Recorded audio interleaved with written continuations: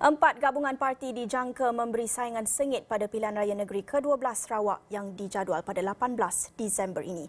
Masing-masing mula mengatur strategi termasuk secara berperingkat-peringkat mengumumkan calon yang bakal ditampil. Dan untuk perkembangan lanjut, kita terus saja bersama dengan Hasimi Muhammad di Kuching, Sarawak. Teruskan Hasimi dengan laporan.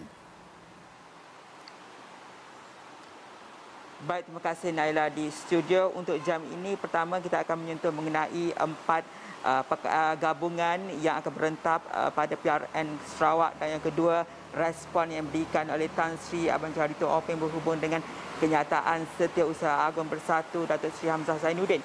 Pertama, melihat kepada apa yang diperkatakan oleh Naila sementara empat gabungan dimaksudkan adalah GPS, PH, PSB dan juga Parti Anak Sarawak Gasak, di mana seperti mana kita sedia maklum, GPS dianggotai oleh 4 parti, PH ada 3 parti, Gasak di bawahnya perikatan yang terdiri pada 5 parti tempatan, manakala PSB parti baru di Sarawak tetapi dianggotai ataupun diketuai oleh bekas anggota Kabinet Sarawak. Dan keempat-empat gabungan ini pada peringkat awal telah pun menyatakan bahawa akan bertanding di kesemua 82 DUN pada PRN Sarawak ini, dan itu antara yang dilihat akan memberikan saingan kepada empat parti dominan ini yang akan bertanding, sementara pada parti-parti lain pemerhati kualiti melihat ataupun berpandangan bahawa ia mungkin hanya sekadar mencelah ataupun akan memecah undi pada PRN Sarawak ke-12 itu.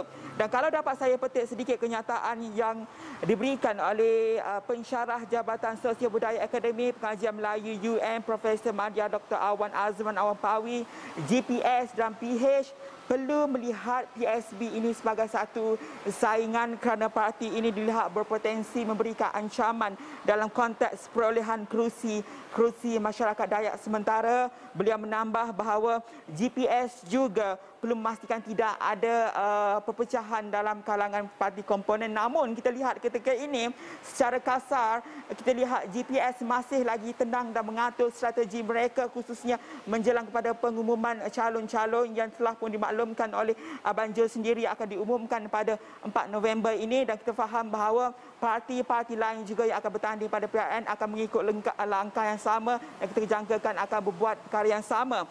Dan hari ini juga Abang Johari telah memberi respon kepada kenyataan yang dikeluarkan oleh Setiausaha Agong Bersatu Datuk Seri Hamzah Zainuddin bahawa parti komponen PN akan mengadakan perbincangan lanjut dengan GPS untuk menghadapi PRN ke-12, dan kita dengarkan apa yang dikatakan oleh Abang Jo. Ya, kalau ada mesyuarat kita tengoklah.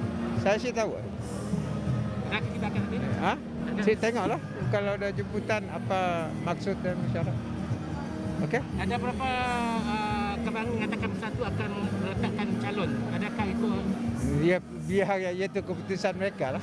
Tapi kita sudah tetap dengan keputusan kita.